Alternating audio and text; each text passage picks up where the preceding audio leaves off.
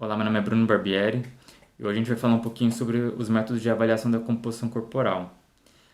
Esses métodos eles são classificados em métodos direto e indireto. O método direto, como o próprio nome diz, é possível aferir diretamente a quantidade de gordura, a quantidade de massa muscular que o indivíduo tem. Na verdade, quando eu digo indivíduo, seria um cadáver, porque o método seria por dissecação. Esse não é o método que a gente costuma utilizar na prática clínica, né? Obviamente que o paciente está vivo quando a gente atende. O outro método que existe, os outros métodos, são os métodos indiretos, que seriam o DEXA e a pesagem hidrostática. Eles são métodos precisos, só que esses equipamentos são muito caros, então geralmente as universidades possuem esse tipo de equipamento. E na prática clínica a gente costuma utilizar o adipômetro e a bioimpedância, que são métodos duplamente indiretos. E por que é chamado de duplamente indireto? É por causa que nesses métodos são utilizadas equações e essas equações foram validadas através dos métodos indiretos, que seriam o DEX e a pesagem hidrostática.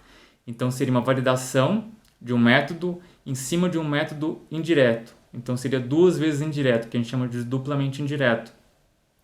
Esses métodos, tanto a bioimpedância, né, conhecida como BIA, e o adipômetro, eles são razoavelmente precisos. O custo não é tão alto, né, embora dependendo do equipamento aí, a gente está falando de dezenas de milhares de reais. Mas eu vou falar um pouquinho sobre a vantagem e desvantagem de ambos os métodos. Começando pela bioimpedância, vocês já devem ter visto, existem umas balanças de 50, 100 reais que tem a bioimpedância nela, ou aquelas balanças caríssimas, e tem alguns equipamentos que você só segura ela e um aparelhinho que tem, acho que é dois polos, né? E calcula a sua composição corporal. Ou, se eu não me engano, também agora, parece que esse ano saiu até um relógio da Samsung que tem a bioimpedância.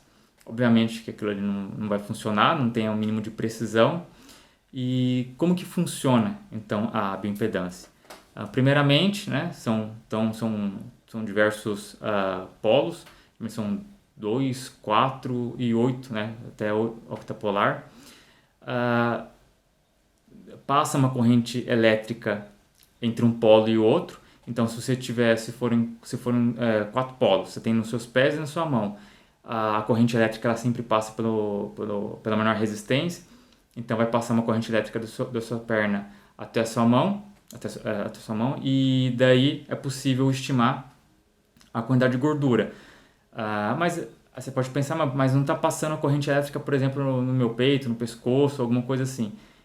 Isso não conta então na avaliação? Não, né? O método ele só consegue calcular por onde está passando a corrente elétrica. Então o resto ele estima, tá? Então por isso que ele é validado em cima de um outro método. A vantagem desse método que é bem simples, né? É só colocar os eletrodos ou a pessoa subir em cima da balança e traz um resultado bem rapidamente. O problema é que esses equipamentos, o que tem uma precisão razoável, são muito caros, né? A gente está falando de 10 mil reais ou dezenas de milhares de reais, bem mais, né? E o problema é que o paciente, né, quem vai utilizar a bioimpedância, tem que seguir uma série de orientações. Então, tem que ter controlado a alimentação no dia anterior, não pode ter ingerido álcool, bebida alcoólica, praticar atividade física. Tem um monte de orientações que precisa ser seguido. Então, esse método, eu não gosto muito dele, porque geralmente os pacientes não seguem essas orientações e isso vai influenciar no resultado. Inclusive, mulheres, dependendo do dia do ciclo menstrual, altera também a quantidade de água no corpo e isso vai alterar o resultado da, da bioimpedância, porque, como eu falei, é uma corrente elétrica e a água, na presença, junto com o sódio, conduz eletricidade, né?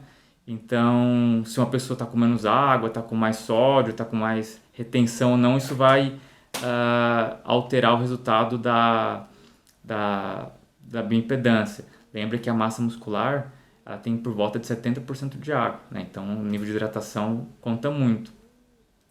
E o outro método, que seria o adipômetro, é o que eu costumo utilizar, tá? O adipômetro, esse aparelhinho aqui. Esse aqui é um da Sescorf, é o Inovar. Ele é uma cópia do Slim Guide. E só um detalhe aqui, essa mola, né, que é... Aqui tem os milímetros, né, de quanto está abrindo aqui. A gente mede a dobra cutânea, né, o que está abaixo da pele, a gordura que está abaixo da pele, que são as pregas. E esse modelo aqui, vocês podem reparar que a molinha, ela não está totalmente na vertical. Ela tem um ângulo, tá vendo? Isso aqui serve por causa, não sei se vocês vão lembrar, do ensino médio da energia potencial elástica, que a energia ela sobe ao quadrado pelo deslocamento, né? Então, quanto maior o deslocamento aqui, maior seria a energia potencial elástica, né? E seria maior a força aplicada aqui, quanto maior tivesse essa abertura, né? E ela precisa ser constante a força aqui, né? Porque quanto mais você abrir, se ele forçasse mais, ele ia pensar com mais força a prega cutânea. Então, quem fosse mais obeso, o resultado ia parecer menor, porque a mola está apertando muito. Essa mola aqui, ela tem que ter, a força dela ela precisa ter de 10 gramas por milímetro quadrado. Então, quando faz esse ângulozinho aqui, ela não é linear na abertura, entendeu? Então, tá vendo que ela faz um movimento. Então, ela consegue ser relativamente constante a 10 gramas por milímetro quadrado aqui na ponta, tá? Esse aqui é um aparelho que não é muito caro, acho que está na casa de R$ 200, ele é bem preciso, tá? Então, esse método aqui a gente joga numa equação e essa equação ela é específica para cada tipo de população. Então, sempre quando a gente vai fazer uma avaliação e quiser saber a porcentagem de gordura, quanta pessoa tem de massa muscular, esse tipo de coisa, tem que ser colocada em equação que foi validada para determinada população. Se você pegar os dados, os valores da sua dobra cutânea, jogar numa equação que não foi validada para você e uma outra que foi validada para você, você vai ver que os valores variam muito. Então, em uma equação você pode ter 10% de gordura, na outra você vai ter 15%, na outra você vai ter 20%. E qual que é a precisão do adipômetro? Quando utilizado em equações que foram validadas, em relação à pesagem hidrostática, varia de 3 a 5% para mais ou para menos pontos percentuais. E o que eu gosto de fazer, né, na minha prática clínica? Ao invés de ficar pensando em gordura corporal, porque geralmente com a adipômetro a gente calcula a densidade, depois joga nessa equação para saber a composição corporal, eu prefiro só somar as dobras cutâneas. Eu faço um somatório das dobras. Porque daí não preciso ficar pensando em equação.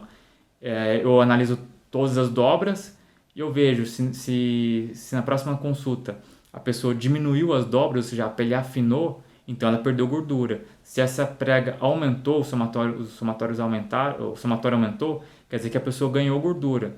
Então eu acho que é um método assim, o paciente não fica sabendo quanto ele tem de gordura, mas eu consigo saber com bem mais exatidão se a pessoa está ganhando gordura ou não. Que para mim isso é o importante, é conseguir avaliar se o tratamento, né, se a mudança do hábito alimentar e a prática de atividade física está mudando a composição corporal. A bioimpedância, como eu falei, esses aparelhos que são muito baratos, você não tem a validação, tá? Então, quando você for comprar um aparelho que você queira deixar na sua casa aí, ou você é um nutricionista, ou médico queira ter esse tipo de equipamento, procure a marca e vê se a marca disponibiliza um estudo que fez a validação daquele dispositivo específico, que ele é avaliado com outro método indireto, né? Que seria o DEXA ou a pesagem hidrostática. Se ele foi validado, então é um método eficaz desde que seja seguida as orientações, tá? Então, bom, era isso, eu queria falar um pouquinho só sobre esses dois métodos e futuramente eu vou gravar um outro vídeo para falar do DEXA e da pesagem hidrostática, tá certo? Um abraço. Só mais uma coisa, né? Uma curiosidade. Eu assisti um vídeo do Ronnie Coleman há um tempo atrás, ele dizia que tinha 0,33% de gordura corporal. em cima do palco e no off dele acho que ele tinha, sei lá, 7%, 5%, 4%, algo assim. Obviamente aquilo é um absurdo, né? Ele não tem a mínima noção do que ele está falando. Se eu encontrasse com ele e pudesse perguntar, a primeira coisa que eu perguntaria seria, tá, qual método foi utilizado para você chegar nesse resultado? Se foi o adipômetro ou a bioimpedância, de cara esse resultado já está invalidado. Por quê? Não existe nenhum estudo, né? Não existe uma equação que foi validada para fisiculturistas de cento e poucos quilos, né? Então não existe uma equação para esse tipo de pessoa, tá? Ele é uma coisa assim fora, é um ponto fora da curva, né? Não existe muitas pessoas igual a ele. A maneira mais correta de verificar a porcentagem de gordura dele seria então com os métodos indiretos. Se ele utilizou o método duplamente indireto, aquele resultado que ele tem lá é totalmente errado, tá certo? Abraço.